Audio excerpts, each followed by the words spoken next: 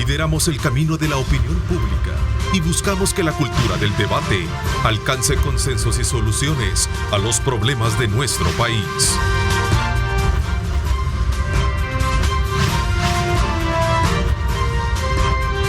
Diálogo con Ernesto López. ¿Qué tal? Muy buenos días, amigos televidentes, bienvenidos. Esto es Diálogo con Ernesto López. Les saluda Luisa Mayoa. Durante esta semana también estaré cubriéndole el espacio a Ernesto, que continúa disfrutando de sus vacaciones anuales. Recuerde, en este lunes 15 de agosto, gracias a todos por continuar en la sintonía de Cadena Megavisión AM. Este programa es importante para conocer otras perspectivas, generar también ese aporte para conocer cómo se encuentran muchos temas de país. En esta primera parte del programa ya está con nosotros don Luis Treminio. Él es presidente de la Cámara Salvadoreña de Pequeños y Medianos Productores Agropecuarios, con quien vamos a estar abordando diferentes temáticas del agro de nuestro país. Don Luis, buenos días, bienvenido y gracias por estar acá. Buenos días, Luis, gracias por la invitación. Un saludo a los amigos de Diálogo con Ernesto López. Muy bien, vamos a estar hablando sobre diversos temas, de lo que está quejando, de lo que tiene a futuro, proyecciones buenas, en fin, las cosas buenas y malas que están ocurriendo en el campo, allá en las zonas agrícolas de nuestro país.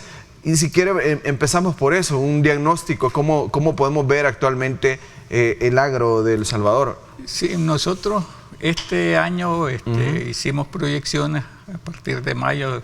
Tradicionalmente hacemos las proyecciones del ciclo agrícola. El problema serio que hemos tenido este año es el alto costo de los insumos agrícolas. Pensamos que el invierno iba a ser un poco irregular, pero al final de cuentas se ha portado bastante bien. Bastante bien. A pesar que aquí han caído... En zonas urbanas han caído bastante lluvia fuerte. En el campo las lluvias llueve de noche y en el día hace bastante sol, y esto beneficia la producción agrícola hasta el punto que podemos decir que por lo menos la parte que se sembró entre mayo y junio ya está garantizada. Eso quiere decir que tenemos garantizada el 60% del consumo nacional de maíz. En el caso de frijol ya vamos a iniciar la siembra. Solo en mayo, junio solo se siembra el 20%. Ahorita se va a sembrar el 75% a partir del 20 de mayo. También se siembra un 20% de maíz, principalmente en la zona de Oriente, que siembra postrera el maíz. Y podemos decir que hasta el momento tenemos garantizado, en el caso de maíz, 11.250.000 quintales ya garantizados para el consumo del 2023. En el caso del frijol, lo que se tiene garantizado son 450.000 quintales, y ahorita se va a sembrar un 75% de la cosecha de frijol. Sembramos también en este periodo de agosto el 100% del cultivo del sorgo, que se siembra en asocio con el maíz. ¿Y se va a lograr cubrir la demanda? Fíjese que con las proyecciones que tenemos nosotros, no. ¿Por qué? Porque este año estamos proyectando que la producción o la cosecha va a ser mucho menor al año pasado, y principalmente por el alto costo de los insumos agrícolas. Nosotros al inicio del año, en una conferencia de prensa, dijimos que los insumos agrícolas de manera general habían subido un 70% para el cultivo. Por ejemplo, el año pasado cultivar una manzana de maíz se gastaba $475, y este año para producir la misma cantidad de maíz se gastan $830. ¿Qué quiere decir?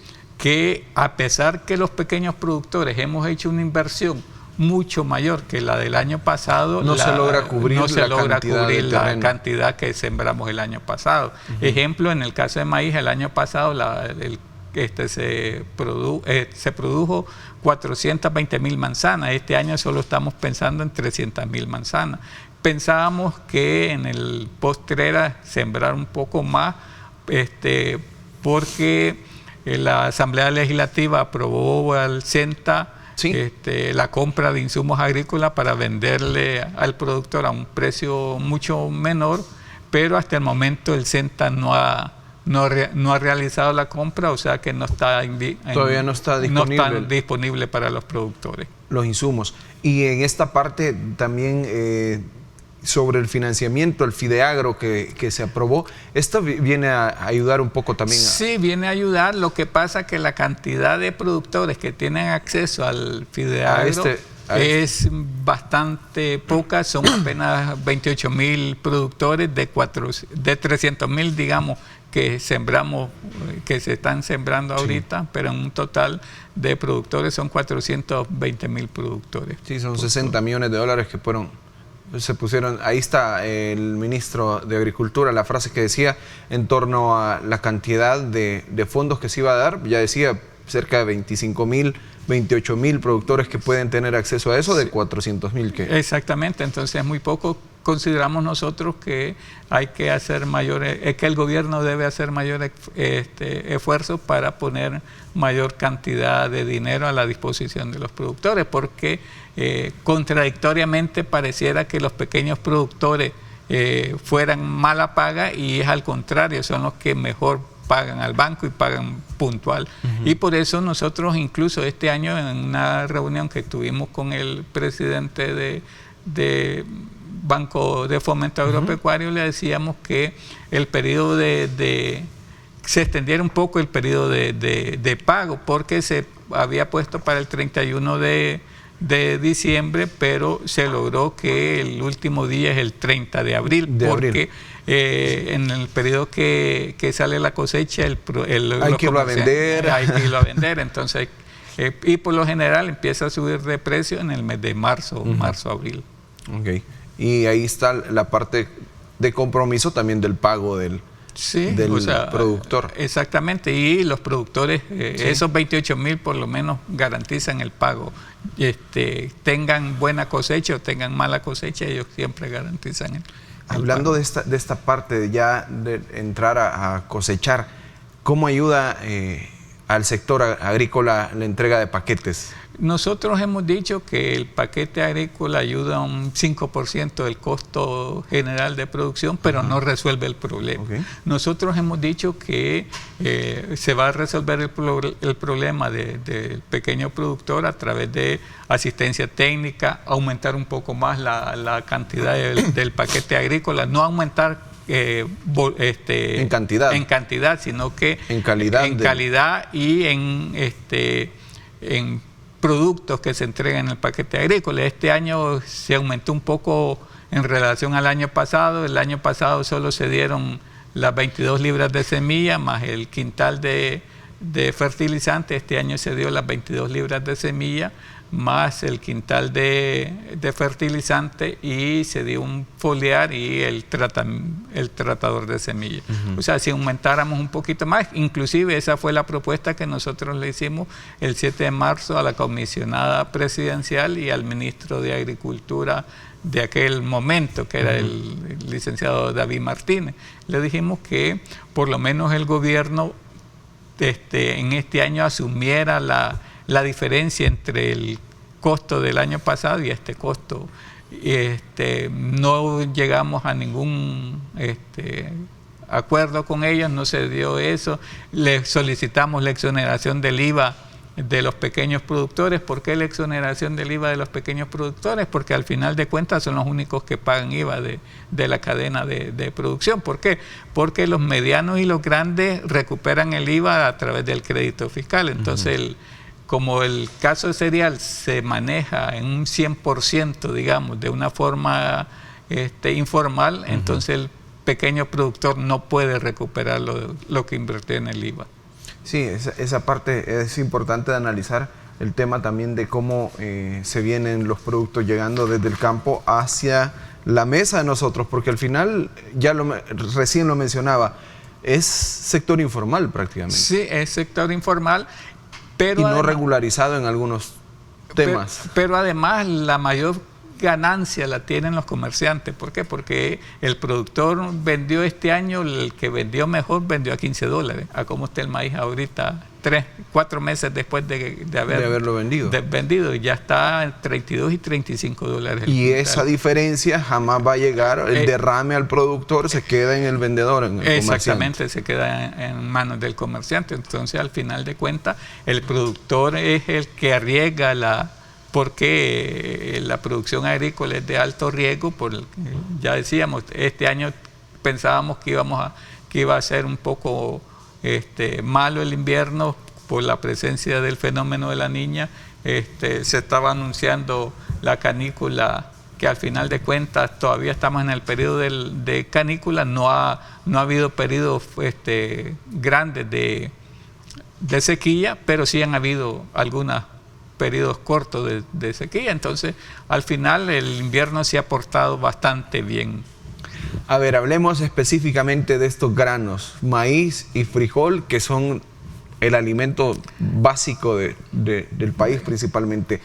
La cosecha, ¿cuánto necesitaría El Salvador para cubrir las necesidades? Para cubrir las necesidades se necesitan 18.800.000 quintales en el caso de maíz. Nuestra proyección es de 15 millones, o sea, 3 millones menos que el año pasado. 3 millones menos que el consumo nacional. El año pasado la producción fue de 21 millones de quintales, hubo un excedente. Además en el caso de frijol son 2.400.000 quintales el consumo nacional, y nosotros estamos proyectando 2.250.000. Digamos que con el frijol no habrá problema para este año. Va a haber un poquito de problemas, como unos 100.000 quintales de déficit. Se está hablando con el ministro de Agricultura, se está coordinando bastante bien con el ministro de Agricultura actual.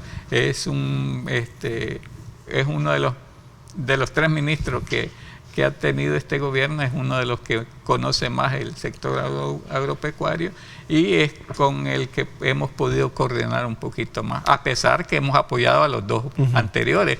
Fuimos a la Asamblea Legislativa a apoyar a David Martínez para solicitar el fideicomiso del plan maestro de rescate agropecuario.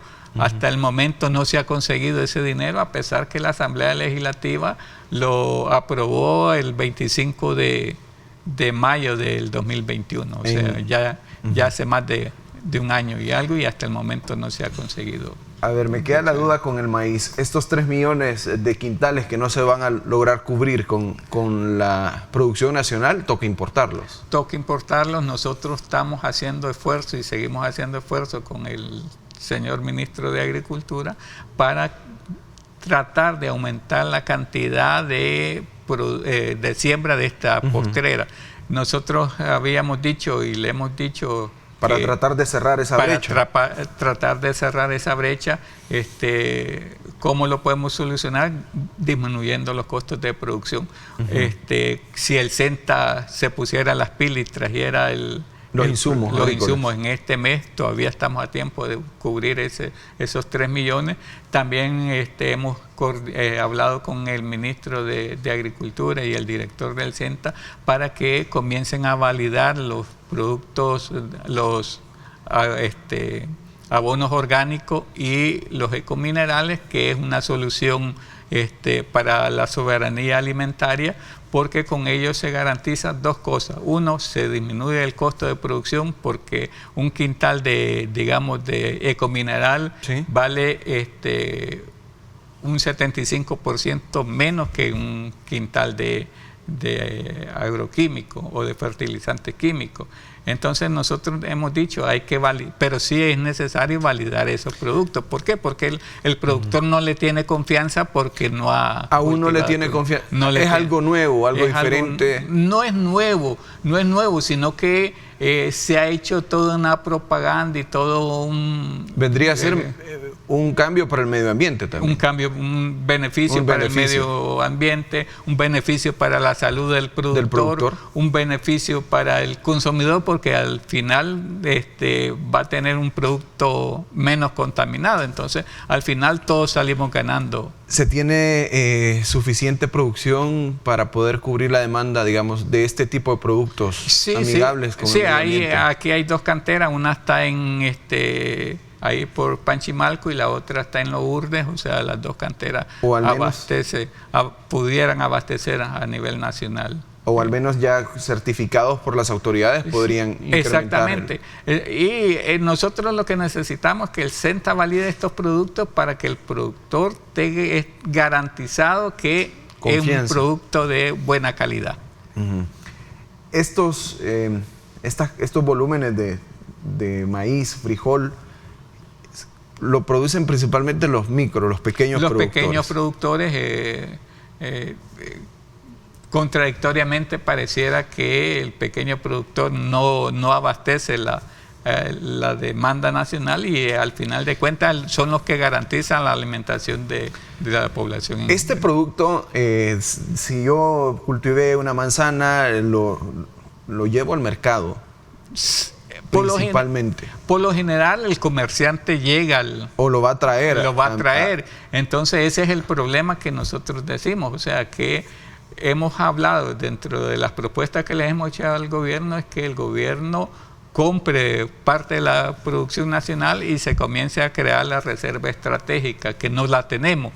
¿Para qué la reserva estratégica? Con dos fines determinados. Se ha estado mencionando ya este tema, reserva estratégica, que el gobierno debería de tener una. Sí, nosotros lo venimos mencionando desde el 2011, ya este es el cuarto gobierno que se le ha mencionado, que se ha buscado como que... ¿Y se ha intentado hacer una reserva estratégica de granos? Por lo menos con este ministro que está en turno ahorita, se ha comprometido a nosotros a comprar una parte de la producción nacional con un precio de referencia para comenzar a crear la reserva estratégica. Es promesa todavía, no tenemos nada concreto. Por lo tanto, no sabemos si se va a lograr hacer. Entonces, ¿en qué se enfoca la reserva estratégica? Reserva estratégica, estamos diciendo comprar producto nacional, almacenarlo, tenerlo a la disposición para dos objetivos principales. Uno, para cualquier desastre natural o cualquier imprevisto, y dos, para estabilizar precios. Cuando los especuladores empiezan a incrementar, sale un volumen y establece el precio sin necesidad de ser una forma impositiva de imponer el precio. Esta parte se queda la cadena de producción sin las ganancias reales. Este comerciante va a la manzana de terreno a traerse el producto y se lo trae al mercado. Se lo trae al mercado, lo almacena. A tu productor le pago 15 dólares fue el máximo por quintal. Que vendió.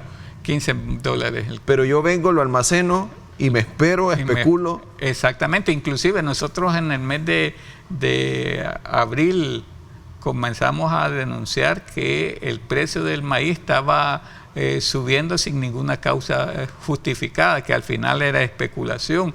La Defensoría del Consumidor verificó esa situación, logró determinar que había maíz suficiente, que en realidad era especulación, que iba a comenzar un proceso sancionatorio contra los comerciantes, pero hasta el momento no se ha oído, se ejecutó alguna sanción contra alguno de ellos. ¿Hasta cuánto han llevado este quintal que lo compraron a $15? Ahorita está entre $32 y $35, o sea que ya subió más del 100%. Más del 100%, que este porcentaje se queda en ellos. Exactamente. O sea, y al final, el año pasado, por ejemplo, el costo de producción fue de $16.29.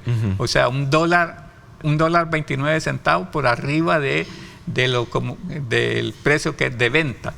Y mucha gente dice, ¿por qué si pierden siguen cosechando? Entonces, por dos cuestiones principales. Uno, para realizar la producción, el productor no toma en cuenta la mano de obra. ¿Por qué? Porque la realiza él y su familia. Es mi trabajo. Es mi aporte. Y no lo toma en cuenta. Y dos, por cuestiones culturales. O sea, aquí en El Salvador no hay una persona que no consuma maíz y que no consuma frijol. Y que igual siempre en el campo es nuestra reserva. Sí, o sea, cosechamos para guardar. Exactamente, ellos por lo menos tienen garantizado esa. Y el excedente lo vendemos. Exactamente. Esa es la dinámica que a veces no. Esa es la dinámica que mucha gente no entiende. No entienden. O sea, y la situación. Y nosotros hemos dicho, o sea, la producción de granos básicos aquí es una producción de subsistencia. O sea, es realizada por los pequeños y micro productores. Perfecto. Bueno, vamos a analizar también esta parte. Deberían de ser un poco más enérgicos en torno a los comerciantes. Esa sería una parte de resolver el problema. Exactamente, y nosotros hemos dicho, nosotros no queremos quitarle el negocio que alguien gane, pero por lo menos el gobierno debería controlar la ganancia, tanto de los comerciantes de granos básicos como los importadores de los insumos agrícolas. Sí. No hay control de la ganancia de los insumos agrícolas. ¿La inflación mundial afectó este incremento de insumos? Lo que pasa que los incrementos, los precios se comenzó de una forma especulativa. Y se eliminaron aranceles incluso para exactamente. Estos productos. Nosotros dijimos en el mes de septiembre del año pasado, miren, se está aumentando el costo de los insumos agrícolas sin una justificación real. ¿Por qué? Porque los insumos agrícolas vienen aquí al país en los primeros 3 meses del año. Viene el 100% de lo que se va a necesitar durante todo el año. En ese momento compraron a un precio que no tenía. En ese momento compraron un precio que ya tenían establecida. En el mes de septiembre, sin justificación, la comenzaron a subir. Le subieron al 31 de enero, por ejemplo, estaba como el año pasado, un quintal de sulfato costaba $18 y en enero estaba en $52. Una subida. Y una subida de más del 100%. Entonces nosotros dijimos, hay productos que subieron más del 100% y de manera general la producción o el costo de producción subió un 70%. Sí, sin duda este es el impacto real de la inflación. No se sabe si la inflación mundial como tal o la que se le aplica como especulación. Sea, comenzó con especulación, ahora se justifica, hay inflación mundial, entonces incluso ellos se dieron cuenta que había la posibilidad en el mes de septiembre de una guerra entre Rusia y Ucrania, entonces comenzaron a subir los precios sin justificar. Bueno, sin duda es importante ver este análisis o el enfoque también de los pequeños productores en torno al incremento de los granos básicos y por qué se está incrementando. Muchas veces no es el productor el que incrementa esto. Exactamente, y ese es el problema, que el consumidor dice, los productores son los que aumentan y es mentira. O sea, el productor saca su cosecha en los primeros 3 meses del año, y comienza a salir en diciembre la cosecha nacional y termina en marzo ya termina la cosecha, y por eso es que en el mes de abril comienza a subir los precios. A ver, en torno a la seguridad alimentaria, ¿cómo afecta esto? Nosotros, antes de hablar de seguridad alimentaria, hemos dicho que mejor hablemos de soberanía alimentaria. ¿Por qué? Porque de cara a decir la seguridad alimentaria es que los gobiernos autorizan las grandes cantidades de importaciones. ¿Por qué? Por ejemplo, si no se logra cubrir la demanda. Exactamente. Incluso el año 2020, el ministro de Agricultura en ese momento, Pablo Alinker, estaba diciendo que habíamos tenido una producción récord de granos básicos, que teníamos garantizado el consumo nacional, y 3 días después estaba autorizando importación de Sinaloa, de maíz de Sinaloa, de frijoles de Sinaloa, para completar las paquetes alimenticios que estaba dando el gobierno, que perfectamente podían haberle comprado al productor nacional, y en ese momento la producción nacional en el 2020 se estaba vendiendo a un precio de $12 por quintal. Él lo compró a $13.50 en Sinaloa, o sea que todavía lo compró $1.50 arriba del precio que se estaba vendiendo. Lógicamente pudo haber comprado aquí de una manera más barata o aumentarle el precio al productor y comprárselo a $13.50 también. Que hubiese sido un derrame económico interno. Exactamente. O sea, el hecho de esta soberanía alimentaria, cubrir la demanda del productor. Cubrir la demanda del consumidor y buscar cómo garantizar, y por eso nosotros insistimos en la necesidad de que el SENTA valide los ecominerales, los abonos orgánicos. ¿Por qué? Porque los ecominerales y el abono orgánico lo tenemos aquí en el país. O sea, no vamos a depender de Rusia, ni Ucrania, ni de China en la cuestión de los insumos para poder producir. En esta parte ya el Estado, o a través de las instituciones, han dicho con entrega de paquetes agrícolas, el término tecnificar al productor. ¿Se está llegando al campo a poder empezar con estas nuevas prácticas? Sí hubo capacitación a los productores este año. Ha sido el único año que hemos tenido. Sí, se ha tenido capacitación. Sí, ha tenido capacitación, pero nosotros creemos que hay que ir más allá de eso. Vamos a ir a una pausa y vamos a volver justamente hablando de eso, tecnificar al pequeño productor, que el agro se convierta en una forma diferente de producir y así mejorar en torno a esto, a nuestra soberanía alimentaria. 6:57 de la mañana, vamos a la pausa, no nos caen de este diálogo.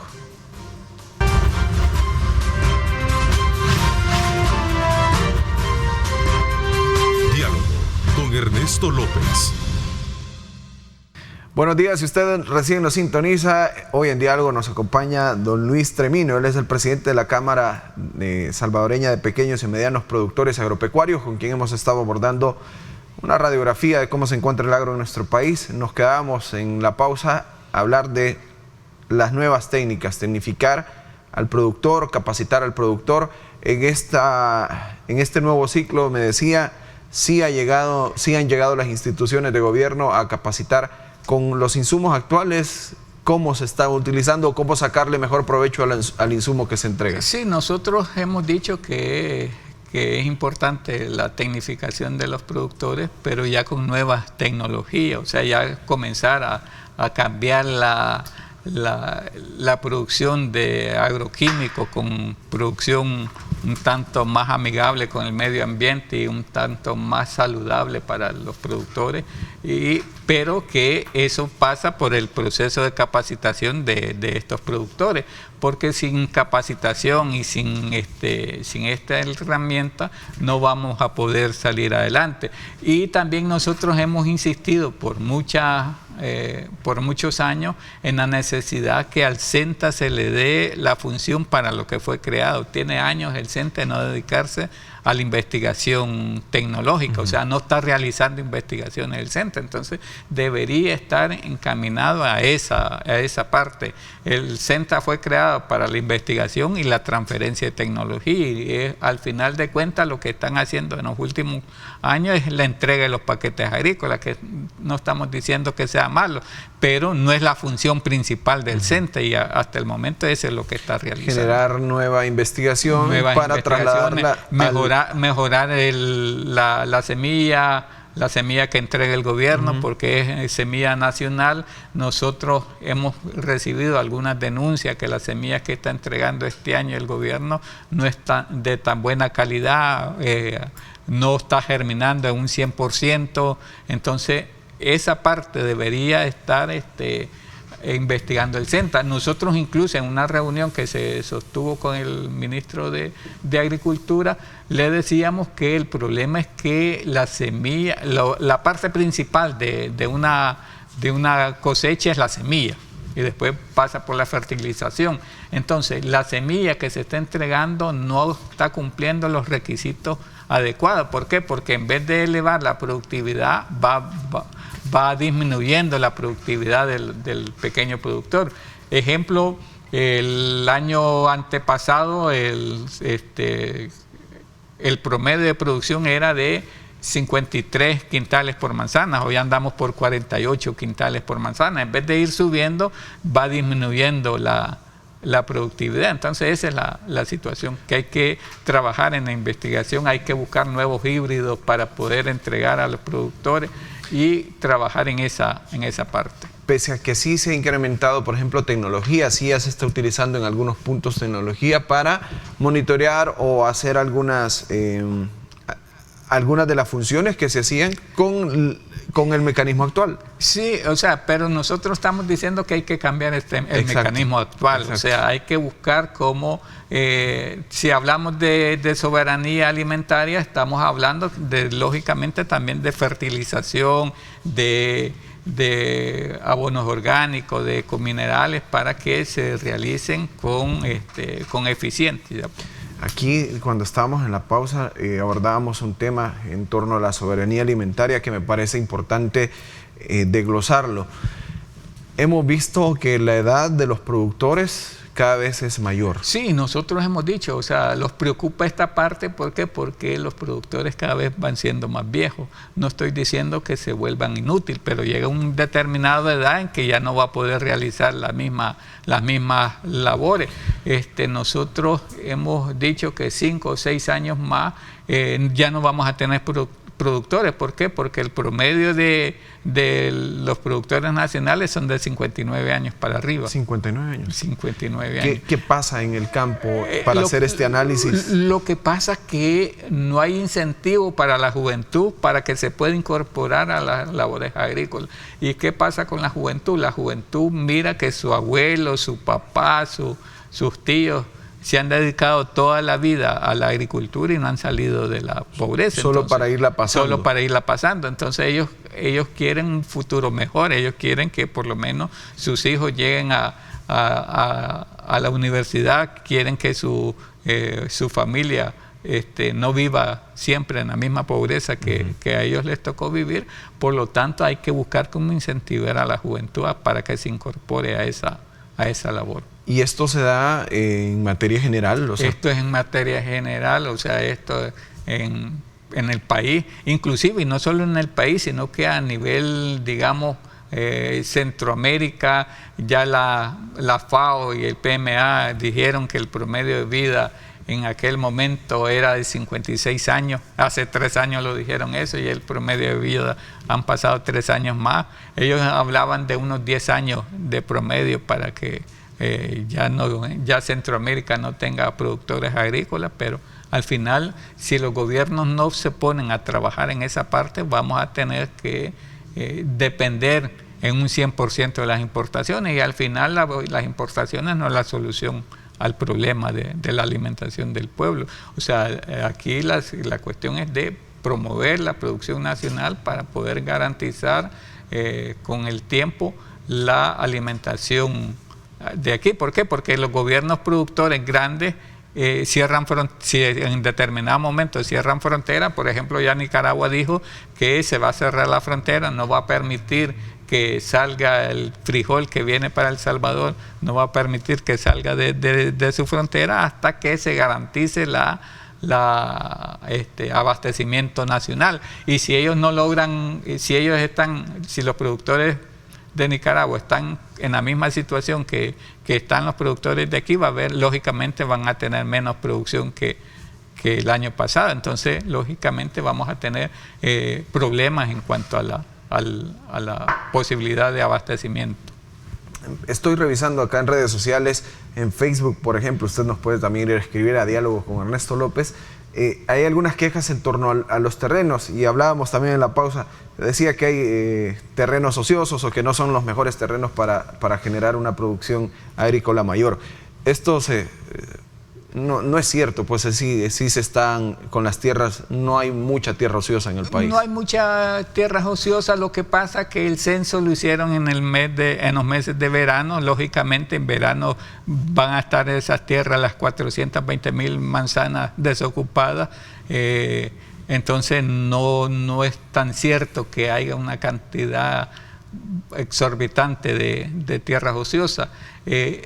¿Cuál es el problema? Por ejemplo, el problema de los pequeños productores es que la mayor cantidad de casi el 95% de la producción de granos básicos se siembra en ladera. O sea, son terrenos lógicamente irregulares, difícil el acceso, difícil la situación del trabajo de ellos mismos también para realizar las labores de campo. No se puede tecnificar porque es producción de ladera y por lo tanto tecnificar con máquina.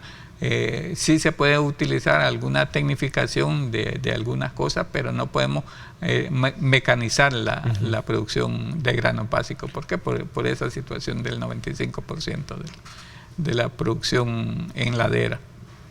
Sí, no podemos aplicar, digamos, ahí sí que tecnologías que utilizan en otros países del mundo, que son terrenos planos, que es mucho más fácil una máquina y hacer... Una máquina se economiza mano de obra, hay mayor productividad porque la misma máquina se encarga de la siembra, del arado, la siembra, de la fertilización. Entonces, lógicamente, por ejemplo, para producir una manzana de maíz se necesitan 52 jornales. O sea, en todo el periodo de los 6 meses que dura se necesitan 52 jornales. A ver, dejamos de lado los granos, hablamos también de todos los otros productos que en El Salvador se cultivan, hortalizas, verdura. En hortalizas somos completamente deficientes, dependemos en un 90%, porque solo producimos el 10% de las hortalizas que se consumen, dependemos de Guatemala, de Honduras. De pura importación. De pura importación. ¿Por qué no se incrementa acá en el país? Lo que pasa es que es de alto costo, el pequeño productor no tiene capacidad y por eso nosotros insistimos en la necesidad de la creación de la política nacional agropecuaria. No tenemos una política nacional agropecuaria que oriente las líneas estratégicas de la producción. Entonces al final dependemos del ministro de Agricultura en turno y el problema es que si el ministro de Agricultura en turno anda en otras cosas, al final no se realiza. Y el otro problema que tenemos es que, por ejemplo, en el caso de este gobierno es que ha habido 3 ministros de Agricultura y cada ministro de Agricultura que llega intenta deshacer lo que hizo el ministro de Agricultura anterior, en que sean del mismo partido, en que sean... Lo vimos en el caso también de Mauricio Funes, que tuvo 3 ministros de Agricultura, lo mismo hicieron. Los 3 ministros que llegaron intentaron eliminar lo que hizo el ministro anterior. Entonces, en esa parte sí tenemos más deficiencia. Tenemos mucha deficiencia. Nosotros hemos insistido en la creación de la Política Nacional Agropecuaria, que esta Política Nacional Agropecuaria tenga 3 puntos principales. Uno, que sea de consenso nacional, o sea, que los pongamos de acuerdo y participemos todos los actores. 2, que trascienda gobierno. Y 3, que esté adaptada al cambio climático. Esas son las 3 partes principales que debe llevar la política nacional. Entonces, y además estamos hablando que la necesidad de la creación de un fondo especial dentro de esa política para la agricultura de subsistencia y la creación de la reserva estratégica. Muy bien, ha tocado el punto del cambio climático con el que vamos a volver después de esta pausa.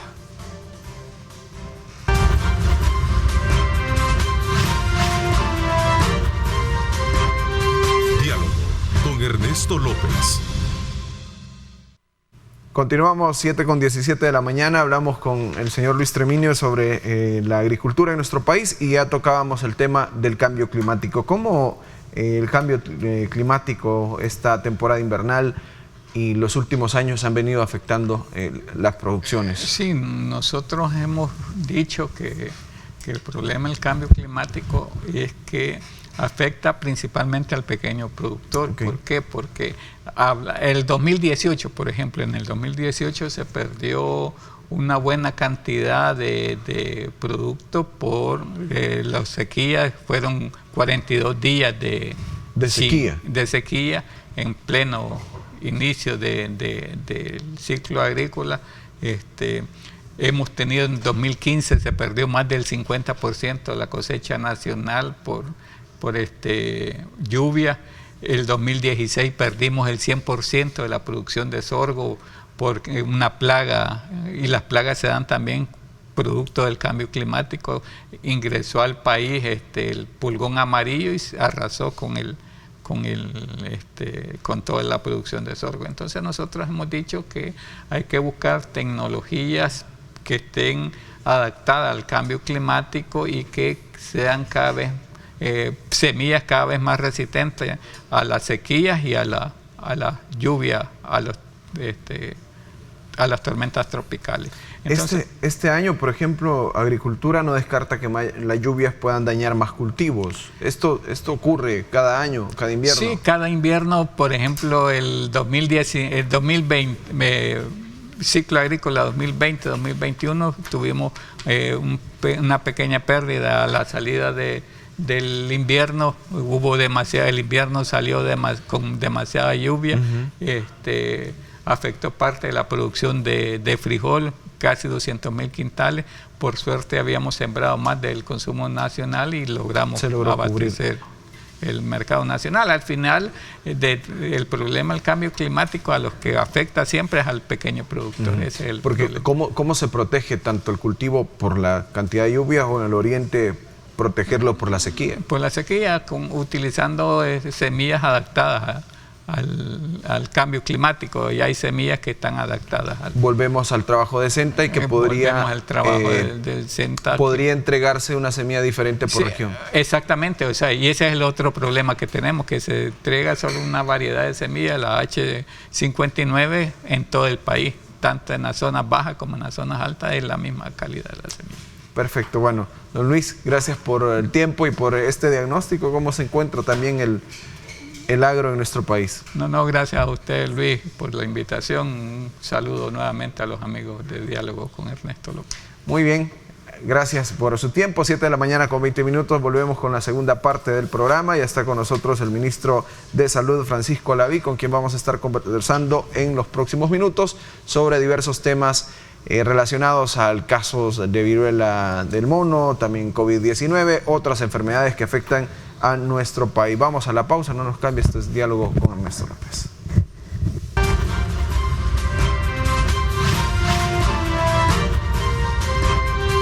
Diálogo con Ernesto López. Continuamos con más, gracias a usted que recién nos sintoniza, 7:24. Hoy conversamos en la segunda parte con el ministro de Salud, Francisco Laví, quien ya está con nosotros. Buenos días, ministro. Buenos días, un placer estar siempre desde tempranas horas informando a la población, más en todos estos momentos que pues todavía a nivel internacional seguimos observando enfermedades importantes en el ámbito de salud. Enfermedades importantes como la que nos toma la atención ahora a la región centroamericana también, ministro, esta viruela del mono, que ya están hasta pensando cambiarle el nombre, pero ¿cómo está la situación? Hemos visto que en la región centroamericana ya hay varios casos, ya hay en muchos países, bueno, en la mayoría de los países de la región ya se reportan algunos casos, no así el caso de El Salvador. Bueno, tenemos, estas son fuente de la Organización Mundial de la Salud, hasta día de ayer, en Guatemala ya hay 3 casos de la viruela, en Honduras 2, Costa Rica también reporta 3 casos y Panamá 3. El Salvador, ministro, no reportamos casos como tal. Actualmente no se ha reportado ningún caso sospechoso, pues toda la comunicación del sistema de salud y las unidades notificadoras están abiertas. Esto es algo que pues está a disposición de toda la población, o sea, si existiese un caso sospechoso, si existiese un caso que se tratara de viruela símica, en ese momento pues cualquiera puede llegar a una unidad de salud o a un establecimiento en el cual se hace un reporte. Por ejemplo, si una de las instituciones que brinda servicios de salud privadas identifica un caso de viruela símica, lo único que tiene que hacer es notificarlo y evidentemente ya se traslada el equipo de evaluación de emergencia hacia la institución, ya sea esta privada o pública, y de esta manera pues se hace el control correspondiente. Exposición a la viruela símica puede existir a nivel de todos los países en el mundo. Evidentemente esto nos llama la atención porque pasa de ser una enfermedad endémica en aquellos países, específicamente en los países africanos, y después se vuelve una enfermedad que se distribuye en todos los demás países y en todos los continentes. Entonces, evidentemente, eso nos alerta, nos llama la atención desde el inicio de esa posibilidad de crecimiento, y es así como la Organización Mundial de la Salud lo declara como una emergencia de importancia internacional. ¿Qué es lo importante de esto? ¿Por qué hace mucha referencia la clasificación de la OMS? Sí.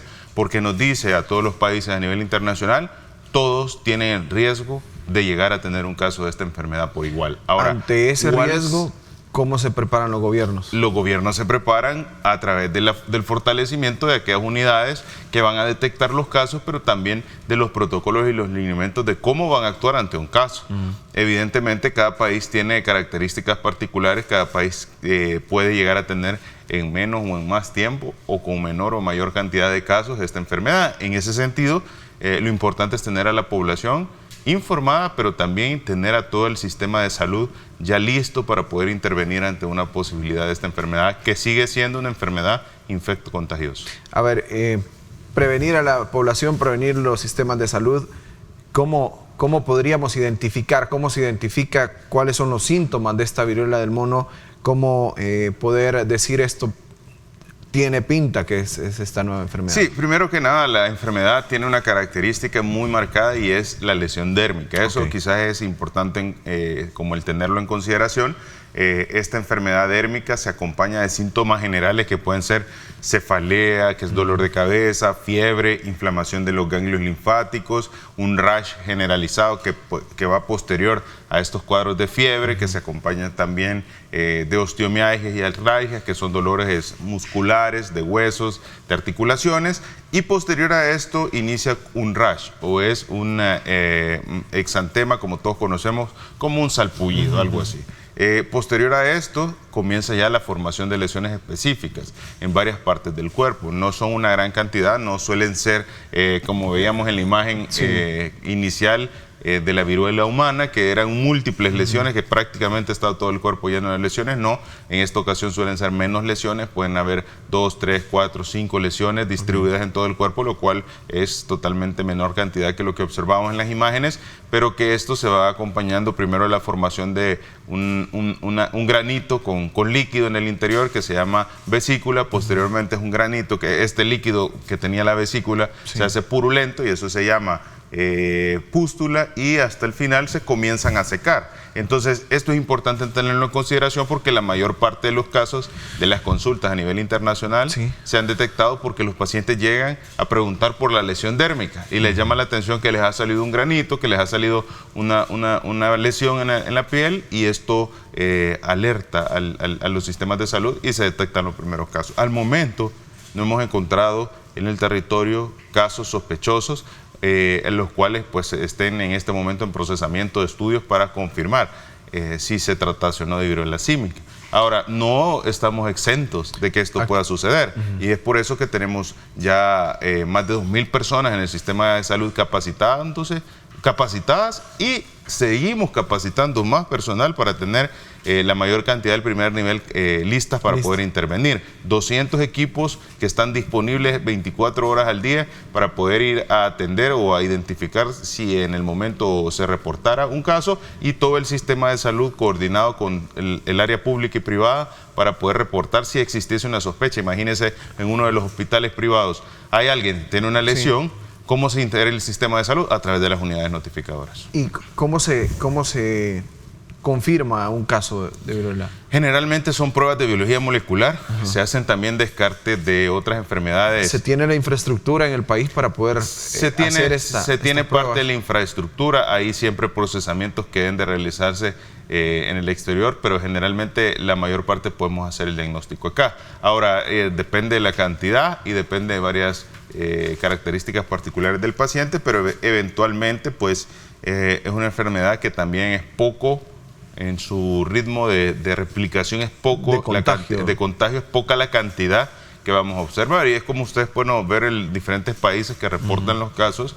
No es que van seguido del primer reporte inicial con miles de casos más, no. Se reporta 1, 2, 3 casos, pero evidentemente no es una cantidad de replicación similar a la de COVID-19, que fue una situación totalmente diferente. A ver, la forma de contagio de esta enfermedad. La forma de contagio sigue siendo entre persona y persona a través del contacto, y esto se tiene mucho en estudio, de la secreción que genera esta lesión. Entonces, ha habido mucho en que ciertas prácticas en particular se han observado como muy incidentes en todos los casos de contagio.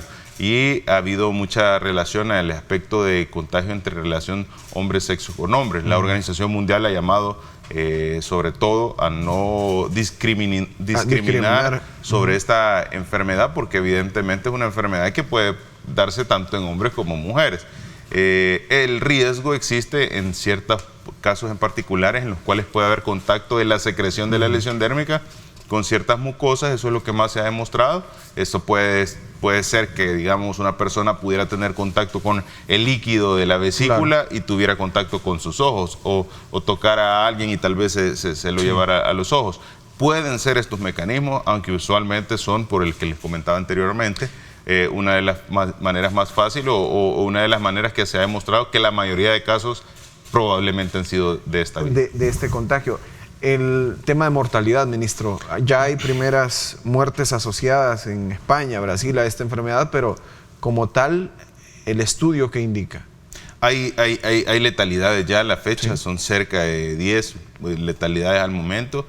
Una enfermedad con una incidencia baja de letalidad, son cerca de 31.000 casos los que van a la fecha, y de esos 31.000 casos y que siguen creciendo, bueno, al momento llevamos 10.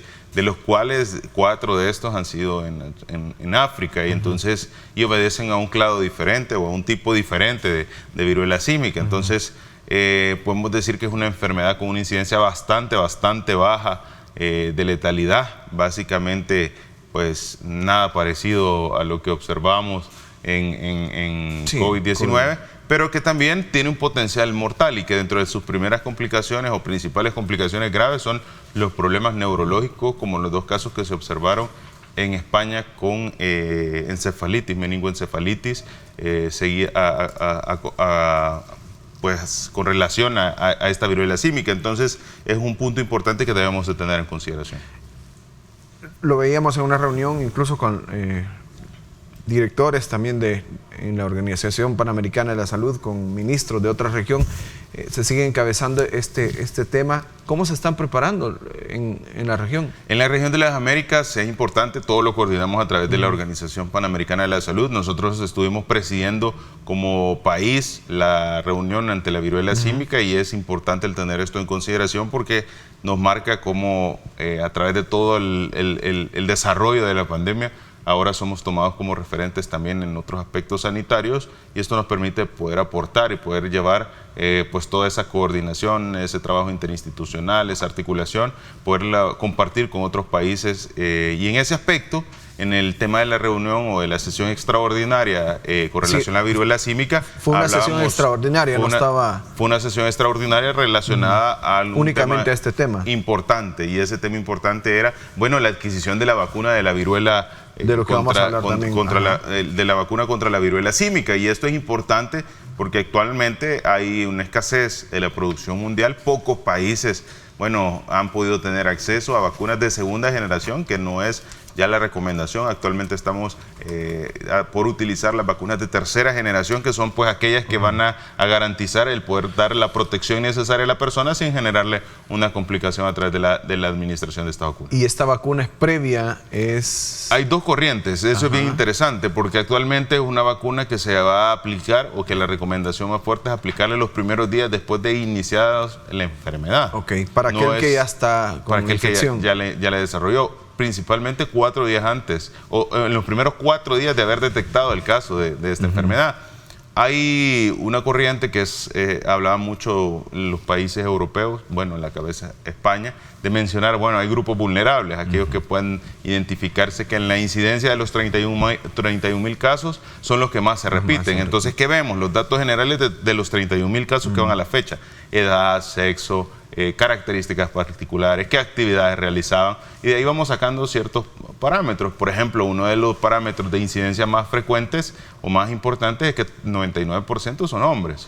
Y a eso le sumamos que otro de los parámetros que se ha identificado, que tiene relación con por su incidencia con esto, el tipo de relaciones que puedan tener. Entonces, estos son parámetros que nos sirven a nosotros para decir, este grupo es un grupo vulnerable. Entonces, vamos a administrar a aquellos grupos vulnerables la vacuna. Ojo, la vacuna no es una vacuna que va a ser como el COVID-19, que le vamos a poner a todo el país vacuna de la viruela símica. Esto solo se va a poner a ciertos grupos poblacionales porque es una enfermedad que su incidencia es mucho menor que la incidencia de la enfermedad de COVID-19. En la región ya lo veíamos la semana recién pasada, finalizando, Honduras registró su primer caso y ya luego el segundo. ¿Cómo se aborda, ministro? ¿Cómo se pretende ya abordar? Le preguntaba, ¿ya existe la infraestructura o el plan para abordar acá en El Salvador? Pero que se aísla el caso, se aíslan los contactos. Todo eso está relacionado a los lineamientos. Esto es una enfermedad que al detectarse lo primero que hacemos es una evaluación del paciente. Y para eso tenemos a los equipos de respuesta rápida. Esta evaluación del paciente le pregunto esto porque si ya se tiene un plan, me parece importante decírselo, contárselo a la población. No como sorprendió, por ejemplo, COVID-19, que todo era en marcha, que empezaron con el plan, pero poco sabíamos cómo se iba a tratar la enfermedad. Esta creo que nos da un poco más de tiempo para conocer cómo se va a tratar. Sí, ahí totalmente difiero de su comentario por una razón, pues somos uno de los países que tuvo una preparación pero nos tomó por sorpresa, me refería al mundo entero. Y esto nos permitió pues hoy tener los resultados. Entonces creo que somos de los pocos países que es al contrario de lo que tú me estás comentando. Y me refiero, ministro, en este caso en particular, por el manejo de la enfermedad como tal. O sea, conocíamos la historia que nos daba el mundo y cómo se iba haciendo acá. El Salvador nos sorprende en el sentido que se metió un plan, de repente era aislar a todos en un caso, y decía sí, y siempre lo hemos conversado con usted mismo, me decía, vamos adelante y por esto nos van a criticar, vamos adelante y por esto vamos a tener críticas. Ahora podríamos ver resultados diferentes. Yo creo que evidentemente con esta enfermedad, el manejo para que la gente se tenga una idea de qué es lo que nos podemos esperar. Evidentemente en este momento es una enfermedad que es totalmente diferente, es una enfermedad que no tiene la misma facilidad de transmisión que la enfermedad de COVID-19 y es una enfermedad que tiene un lineamiento y un protocolo en base a esto. Este lineamiento establece cuál va a ser el aislamiento, este lineamiento establece cuáles van a ser las acciones. Por ejemplo, si en la familia de un hogar salvadoreño pues tuviéramos un caso, pues se trabaja con el equipo de respuesta rápida que llega hasta su hogar. Va a evaluar al paciente, le va a dar las recomendaciones, le va a enseñar cómo hacer el aislamiento y va a dar la búsqueda de los nexos. ¿Por qué esta información es tan importante? Recordémonos en el caso de la enfermedad que acabamos todos y seguimos combatiendo, que es el COVID-19, pues necesitamos hacer una comunicación en la velocidad de lo que esta enfermedad se viene replicando y con la facilidad de lo que esta enfermedad se viene replicando. Ahora, esta enfermedad se detecta totalmente diferente. Los pacientes no llegan con síntomas, los pacientes no tienen tos, los pacientes no tienen problemas respiratorios, los pacientes tienen lesiones dérmicas que no suelen ser visibles. Y esa es la que lo lleva a consulta. A consultas, a puntos donde se detectan enfermedades dérmicas. Además, en esto debemos tener algo sumamente importante y es que a nivel internacional esta situación puede llegar a generar discriminación. Entonces las personas por temor, por pena, no van a querer consultar. Entonces, si nosotros hacemos una comunicación de alguna manera inadecuada, vamos a limitar a la gente que por temor o por pena o por lo que la gente vaya a pensar, no van a ir a consultar. Entonces son puntos y enfermedades totalmente diferentes que hay que tener en consideración, con ritmos de crecimiento totalmente diferentes, pero que están siendo abordadas incluso para que la Organización Panamericana de la Salud tome a El Salvador como presidencia en una situación de salud pública tan importante como esto. Creo que es uno de los puntos que podemos decir, bueno, El Salvador está. Y es porque ya se tiene el plan diseñado de cómo se va a abordar. Antes de que fuera emitido esto como una emergencia de importancia internacional. Y justamente a eso vamos a regresar, 7 de la mañana con 41 minutos para conocer este plan y cómo se va a abordar un posible caso y cómo se le va a dar el tratamiento. Vamos a la pausa.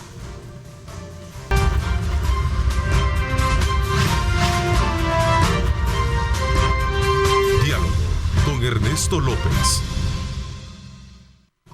Gracias por continuar en nuestra sintonía. Conversamos con el ministro de Salud, Francisco Alaví, sobre esta viruela de mono, viruela símica en la región y cómo el abordaje, ya se tiene el plan. El Salvador decía, incluso encabezando en la Organización Panamericana de la Salud, de cómo se va a abordar este tema. Ministro, la importancia de que ahora sí que se consulte, evitando estigmas en torno a esto. Yo creo que eso es un punto clave y eso llamaba a toda la población. No debemos de tener temor de consultar por una lesión dérmica porque puedan llegar a decir, oh, él puede tener la enfermedad. Sí. No, eso es de importancia tenerlo en consideración. Todo el personal está capacitado y sabe cómo manejar esta situación de salud pública de importancia internacional, precisamente porque tiene el conocimiento que esta enfermedad se transmite a través del contacto de la secreción de la lesión principalmente.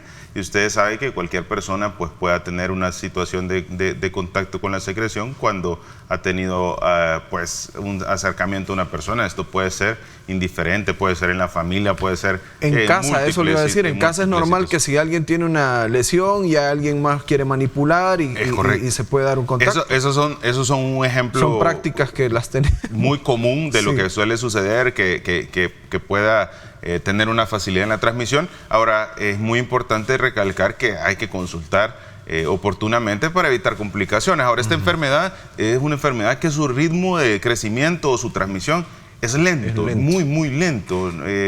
Yo les pongo un ejemplo. Actualmente iniciamos desde mayo hasta la fecha y solo llevamos a nivel mundial 31,000 casos.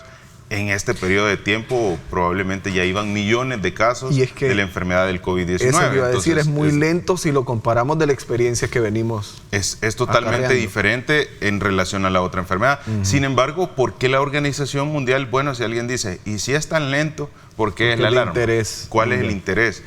Porque esto es una enfermedad que saltó de afectar solo a un grupo de países porque había un contacto estrecho con un animal que lo podía transmitir, a pasar al mundo entero porque se transmite persona a persona. Sí. Esto puede ser muy delicado porque el salto de la enfermedad de un animal a una persona y después de una persona a una persona son los vehículos en los cuales se generan las pandemias. Precisamente así vimos en otras enfermedades antiguamente y hemos tenido muchos datos en los cuales pues comenzaron a generar situaciones de salud pública importantes a nivel internacional. Entonces, toda enfermedad que pase de un animal, que en su transmisión sea de un animal a un humano, pero que después salte de un humano a un humano, entonces todo esto nos emite una alerta de importancia internacional. La mutación de la enfermedad como tal. Es correcto, una zoonosis que pasa a formar parte de las enfermedades que pueden llegar a generar. Y esta enfermedad tiene, al igual que todas las enfermedades virales, un ciclo de replicación, que incubación, que suele rondar de 5 a 21 días, que es lo mismo que hemos aprendido. ¿Cuál es una cosa importante que tenemos que tener en consideración? La población ya tiene educación en ciertos aspectos que anteriormente no realizábamos tanto, como por ejemplo, lavarnos las manos constantemente, con agua y con jabón. Parecen recomendaciones bien básicas que le van a dar, incluso cuando vamos a combatir las enfermedades diarreicas, en los desde primaria nos enseñaron vacacionales, eso. En la escuela, en el colegio, en todo, y suelen ser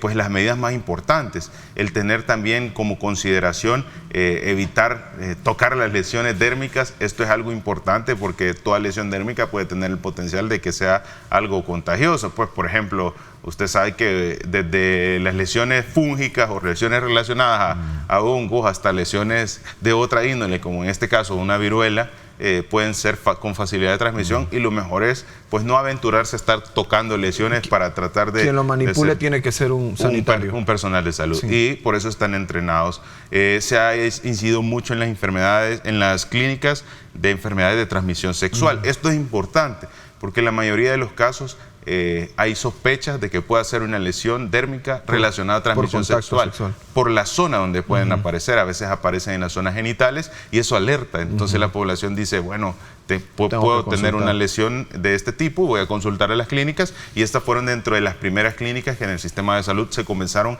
a instruir, a formalizar con el protocolo para poder tener una intervención.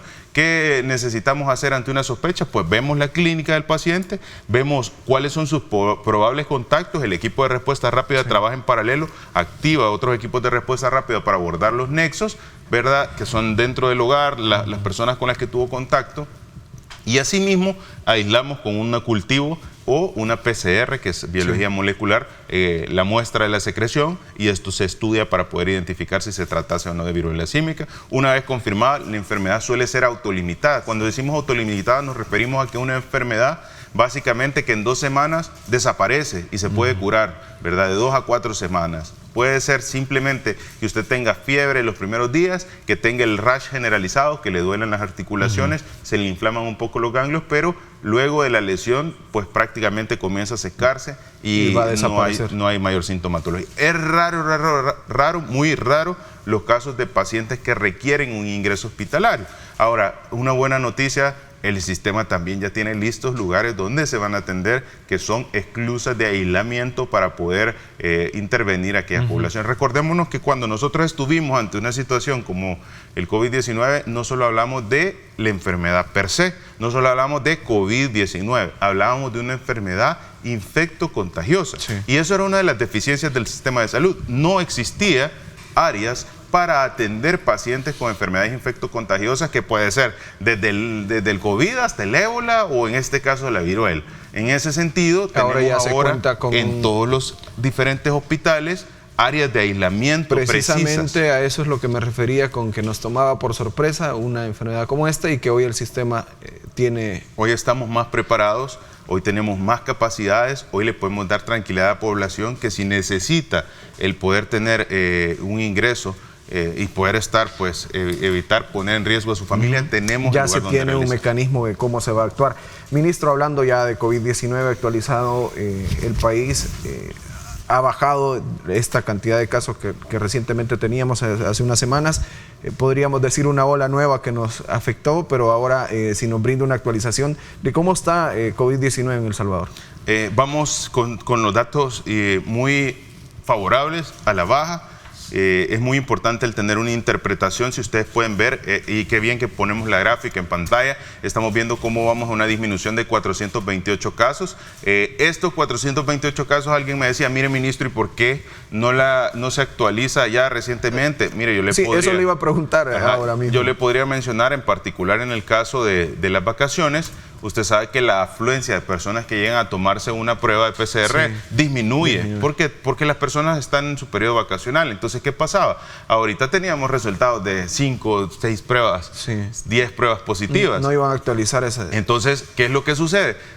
Podría darnos una métrica bastante irreal porque se bajaría demasiado la curva, pero no es una métrica real. Entonces, estamos esperando alcanzar el valor adecuado, el número promedio a lo que observamos para poder dar esos datos. Pero si ustedes se dan cuenta y comparan las dos curvas, la previa es originaria a Omicron como tal, y esta es una que muy probablemente se trate de Omicron BA.2.75 o BA.4 o BA.5. El procesamiento ya está en Panamá.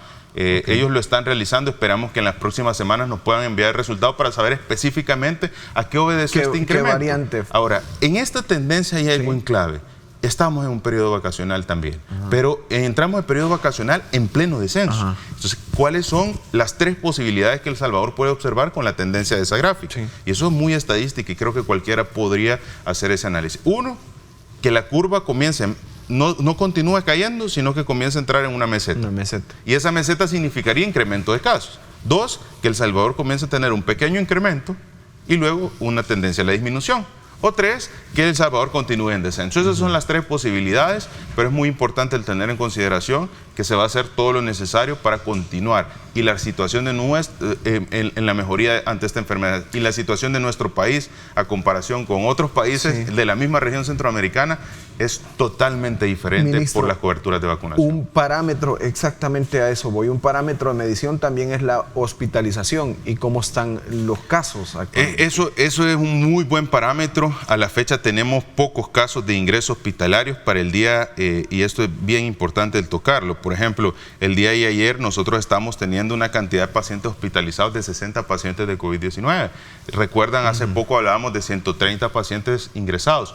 Esto no es nada comparado con lo que llegamos a tener en Delta en ocasiones anteriores. Y esto porque 900 casos es correcto. Llegamos a tener 950, 960 casos en el Hospital El Salvador con una métrica de 600 casos positivos por día. Hoy tuvimos en el punto más alto 683 casos positivos por día, pero tuvimos 130 pacientes ingresados en el Hospital El Salvador. Entonces, si bien es cierto, la enfermedad puede seguir dando, pero la capacidad de esta enfermedad de llevarnos a ingresar al hospital es mucho menor, de 900 a 130, y ahorita tenemos 60. Entonces, ¿qué quiere decir? Bueno, todas las herramientas que el presidente Bukele nos ha dado a través de la visión, y esto es el implementar la evidencia científica internacional que se estaba suscitando en el momento oportuno. Esto nos permite ahora estar con esto que los salvadoreños pueden observar, que es pues que vamos saliendo adelante de esta enfermedad tan dura que ha sido devastadora para muchos países. ¿Asociado esto a la pronta vacunación, a los niveles o el porcentaje actual de vacunación? Esto tiene mucho que ver, el nivel de vacunación. Mire, esto es integral. Cuando nosotros vamos a las diferentes reuniones de la Organización Panamericana de la Salud, de la Organización Mundial de la Salud, siempre se cuenta el caso de ejemplo de El Salvador. ¿Por qué? Porque implementó múltiples estrategias para poder encontrar una situación como hoy. Análisis estadístico, contención epidemiológica, programa de vacunación exitoso con coberturas de más del 80%, 1, 2, 3, 4 dosis disponibles para la población, todas las marcas más reconocidas en el país, un kit de entrega de medicamentos que ha estado coordinado a través de un call center que funciona 24 horas al día, los 7 días de la semana, todos los días del año, totalmente gratuito, que le dan a usted teleasistencia, que le entregan su kit en la puerta de la casa, que tenemos un antiviral potente como el molnupiravir que limita los ingresos hospitalarios, que tiene un hospital entero para poder atender esta enfermedad, donde se consolidan todos los medicamentos más costosos que hay, incluso el sector privado aquí no los tiene, como es tocilizumab, remdesivir, casirivimab. Bueno, éramos uno de los países que tenía el mayor consumo de los medicamentos de esta enfermedad adquiridas en El Salvador, porque los otros países pues no veían la importancia de esta enfermedad de ese medicamento, cuando la razón o el tiempo nos dio la razón con el uso de estos medicamentos. Incorporamos el uso de anticoagulación oral a corto tiempo a través de los kits de alta, que son las cajitas blancas. Recién la evidencia de las primeras autopsias de Italia nos dio pues todos estos conocimientos. Incorporamos el uso de esteroides. Creo que el manejo ha sido integral, el manejo ha sido completo, y hoy no puede decir un salvadoreño o no puede decir una persona en el territorio que no ha escuchado la comunicación ante todas las posibilidades que tenemos a través de las herramientas del sistema de salud para poder cuidarnos ante la situación. Lo único que tenemos que hacer es hacer uso de lo que está a disposición para protegernos. Ya poner de nuestra parte. Ministro, y antes de finalizar, porque el tiempo se nos está acabando, otras enfermedades como dengue, que siempre afectan a nuestro país, ¿cómo se está manejando? Vamos muy bien con estas enfermedades. Yo creo que es de resaltar estos datos. Enfermedades asociadas a los mosquitos transmisores, ¿verdad? La arbovirosis, es correcto. La arbovirosis, que son todos los que están asociados a los mosquitos. Si ustedes pueden observar el corredor endémico, estamos con tendencia a la disminución en todos los aspectos. Evidentemente, tenemos una franca descenso de los casos de prácticamente de dengue. Si ustedes pueden darse cuenta, y quiero buscarles las gráficas precisamente de estos casos en los cuales francamente venimos una disminución marcada, la cantidad de casos de enfermedades de arbovirosis. ¿Y por qué traigo esto a mención? Esta es uno de los corredores endémicos en los cuales podemos ver esa disminución, y es el corredor endémico de dengue. Quisiera mostrárselos. Este es de la semana 29. Ustedes pueden observar cómo venimos en un franco descenso de la arbovirosis para poder estar ya prácticamente en una zona de seguridad, en una zona de éxito. La caída ha sido importante. Hemos estado en uno de los... Este está de la semana 29. Ya hay uno que es el actualizado, pero es muy importante el tenerlo en consideración porque nos va dirigiendo ya hacia una zona de seguridad. Estuvimos en un momento de una enfermedad, de unas lluvias intermitentes que facilitan la transmisión. Otro dato clave que yo quiero recalcar es que a la fecha pues no tenemos ingresos graves por dengue. Usted va a un hospital y no es lo que se observaba anteriormente, llenos los hospitales de pacientes con dengue. No tenemos casos graves de dengue, no han habido letalidades. Eso es importante el mencionarlo, porque ¿cuál es el temor hacia una enfermedad? Bueno, el potencial que esta enfermedad tenga de generar muertes. Pero si no tenemos letalidades, si no tenemos casos graves ingresados, entonces quiere decir que pues todas las acciones que se han tomado en el territorio han sido acciones que nos están controlando específicamente las arbovirosis. Ministro, un mensaje final para la población en torno a temas de salud que al final siempre pedirle a la población, cuídese, haga uso de todas las herramientas que el sistema de salud tenga a través de la información de todos los medios de comunicación que nos ayudan a replicar los mensajes para que usted pueda estar debidamente informado y por supuesto tomar todas las medidas de protección necesarias. En el caso de la viruela símica, no tengamos temor, es una enfermedad que sigue creciendo pero a un ritmo lento, que tenemos bastantes herramientas para poder combatirlo, a diferencia de la enfermedad de COVID-19 en sus casos graves, y con lo cual todo este sistema de salud coordinado que hoy está pues más fuerte, más robusto para los salvadoreños, va a dar respuesta para poder atender esas lesiones. Ya encontramos haciendo pues todas las coordinaciones, incluso liderando para la adquisición de este biológico que está extremadamente difícil de adquirir, pero vamos a tener lo necesario para poder cuidar a los salvadoreños. Perfecto, ministro, gracias por su tiempo, y a usted también, amigo televidente, le damos gracias por iniciar su semana informándose con Cadena Megavisión AM y también conociendo sobre la realidad de nuestro país. Manténgase pendiente de toda la programación de Grupo Megavisión. Buenos días. Lideramos el camino de la opinión pública y buscamos que la cultura del debate alcance consensos y soluciones a los problemas de nuestro país.